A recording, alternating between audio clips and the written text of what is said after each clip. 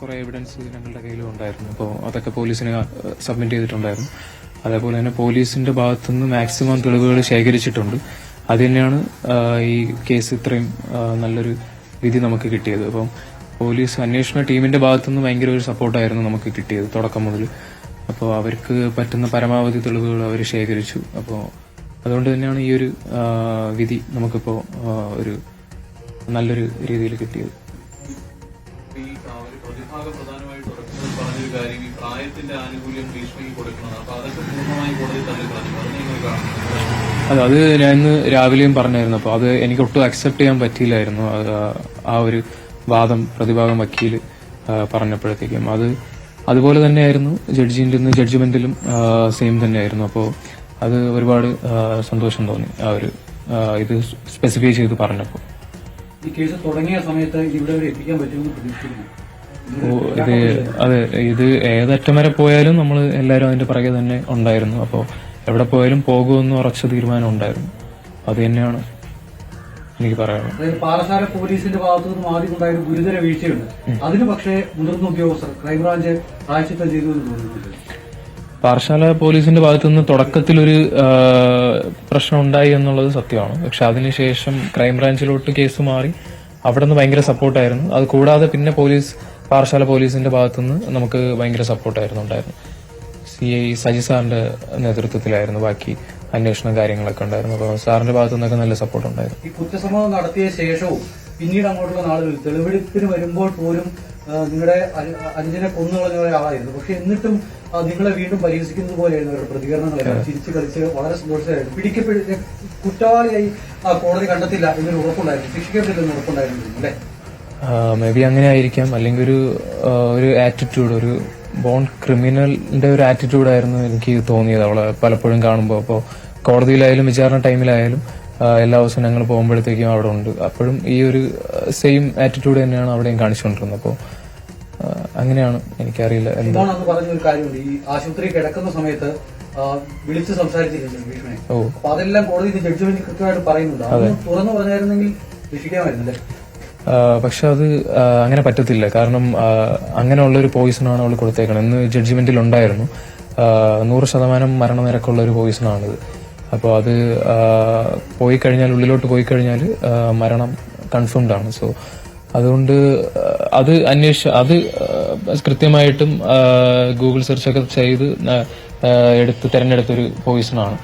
അപ്പോൾ അതില് അതാണ്.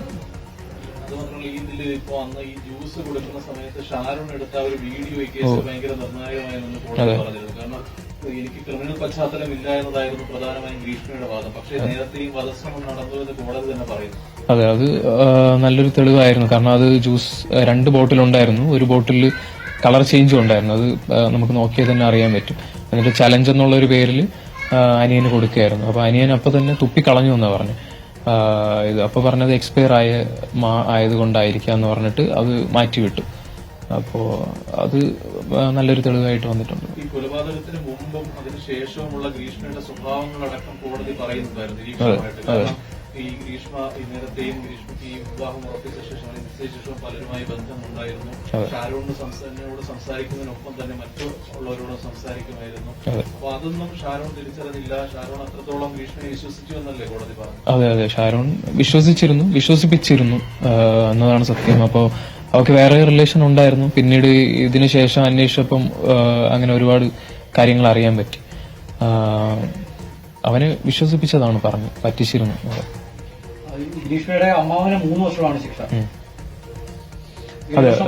കിട്ടാവുന്ന വകുപ്പുകളായിരുന്നു. 3 വർഷമാണ്.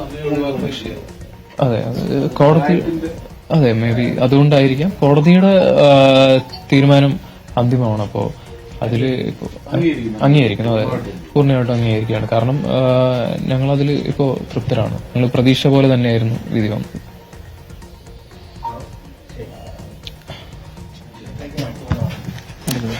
അന്വേഷണത്തിൽ തൃപ്തി രേഖപ്പെടുത്തുകയാണ് ഷാരോന്റെ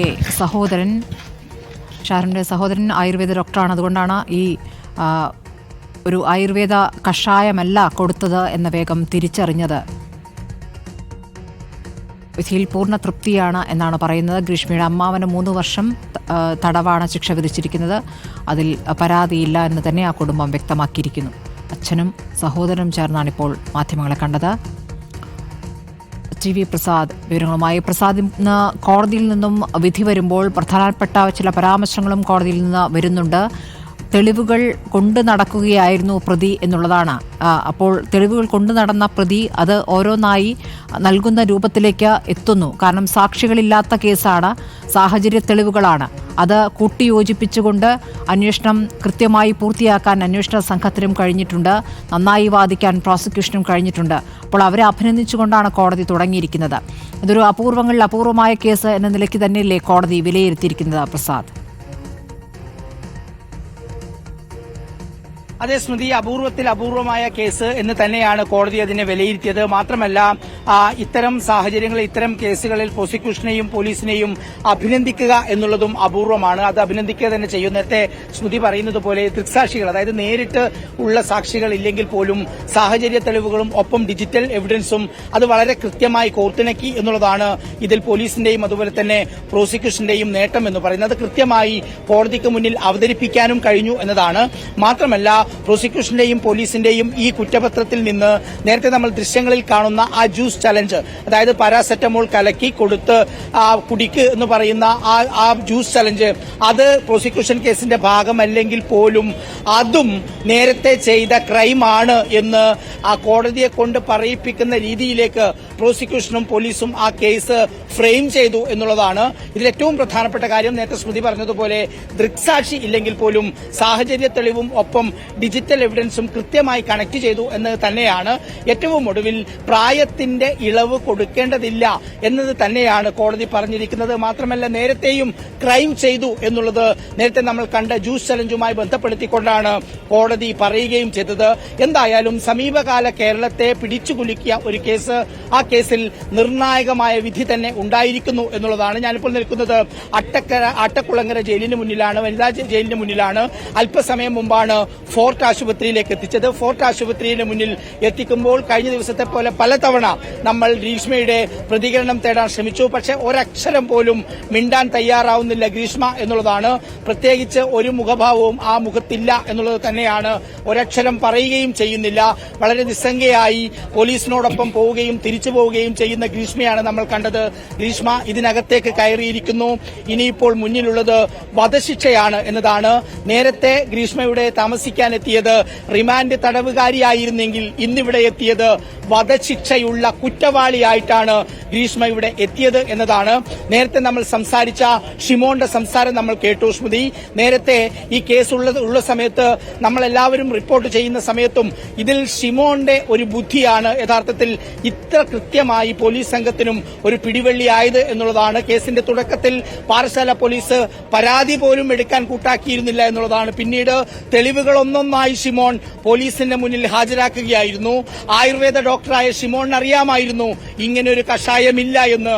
ഇങ്ങനെയൊരു കഷായം മാത്രമാണ് കുടിച്ചിരുന്നതെങ്കിൽ എങ്ങനെയാണ് ഇത്രയേറെ വലിയ വ്രണം കുടലിൽ ഉണ്ടാകുന്നത് എന്ന് ഷിമോൺ പഠിക്കുകയായിരുന്നു. തന്റെ അനുജന്റെ ചികിത്സയ്ക്ക് വേണ്ടി ആ കഷായം ഏതാണെന്ന് പലതവണ യാചിച്ചിട്ടും അത് പറഞ്ഞു കൊടുക്കാൻ ഗ്രീഷ്മ തയ്യാറായില്ല എന്നുള്ളിടത്താണ് ഷിമോണിന്റെ സംശയം തുടങ്ങുന്നത്. അവിടെ കന്നിവാൻ മൂടിൽ നിന്ന് വാങ്ങിച്ച ഈ കഷായം, അങ്ങനെ ഒരു കഷായം അവിടെ വിൽപ്പന നടത്തിയിട്ടില്ല എന്ന് ആ കടക്കാരൻ പറയുന്നു. അങ്ങനെ ഒരു കഷായം പ്രിസ്ക്രൈബ് ചെയ്തിട്ടില്ല എന്ന് ഗ്രീഷ്മ പറഞ്ഞ ഡോക്ടർ പറയുന്നു. നേരത്തെ ഞാൻ അതേ കഷായം, അതേ ജ്യൂസ് ഒരു ഓട്ടോറിക്ഷ ഡ്രൈവർക്ക് കൊടുത്തിരുന്നല്ലോ എന്ന് പറഞ്ഞിരുന്നു ഗ്രീഷ്മ. അങ്ങനെ ഓട്ടോറിക്ഷ ഡ്രൈവർക്ക് അത് കൊടുത്തിരുന്നില്ല എന്ന് തെളിയുന്നു.